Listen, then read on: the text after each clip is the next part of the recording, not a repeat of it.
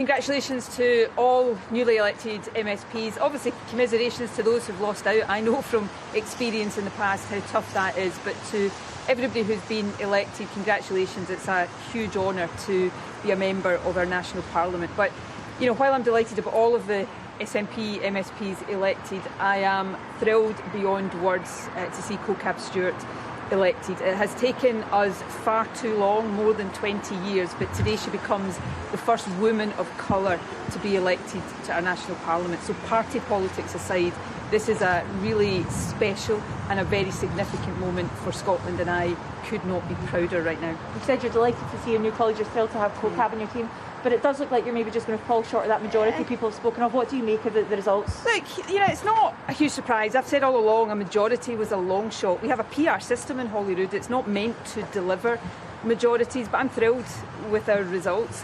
We'll see the final tally of seats later on this evening, but already we know that we've won more constituency seats than we did at the last election. We've won a higher share of the vote in the constituency ballot than in 2016, and actually we've won more votes and a higher share of the vote than any party in the history of devolution by any standards. This is a historic achievement, a quite extraordinary achievement for the SNP. Our vote share is up, the vote share of the other main parties is down. So the SNP has won this election emphatically. The message we took to the people of Scotland has been endorsed, and I now intend to get back to work to deliver on all of what we put before the Scottish people. Delivering on all those things, will it be more difficult being a minority government again, and also your hope to have a referendum in the first half of the next parliament? Is that realistic now?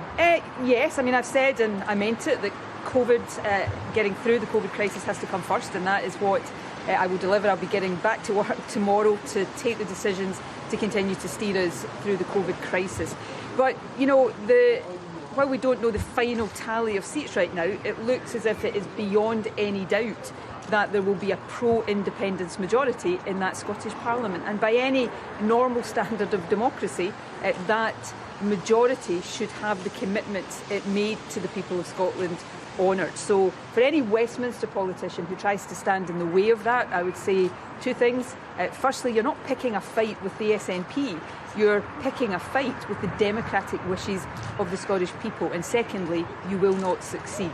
The only people who can decide the future of Scotland are the Scottish people, and no Westminster politician can or should stand in the way of that. And how quickly do you start making those demands to Westminster? Westminster knows my view on these things. The timing of an independence referendum now should be a matter for the Scottish Parliament. It should be for the judgment of the Parliament to consider the position with COVID, and when the Parliament considers that the time is right to have that referendum. That is not a decision for Boris Johnson or for any Westminster politician. Of course, my immediate job is to get on with steering us through that crisis, but then it is for the people of Scotland to decide their own future, and that is not a demand from me or the SNP. That is what the people of Scotland have voted for. You know, in normal democratic debate, parties that promise something in an election and get elected are meant to deliver on those commitments. It's an absurdity that in Scotland we seem to have other parties determined to block the party or parties that have won the mandate for something from delivering that. But the people of Scotland, of course, are sovereign. The people of Scotland should choose their own future, and whether or not Scotland chooses independence is entirely up to the majority here in Scotland. So is that a Section 30 request to get those powers so that you can decide when? It's for when the Scottish Parliament, when it decides is right to make the preparations for an independence referendum. If Boris Johnson or whoever is Prime Minister at the time has any respect for Scottish democracy, they will come together with the Scottish Government, as happened in the run-up to 2014, and agree that transfer of power.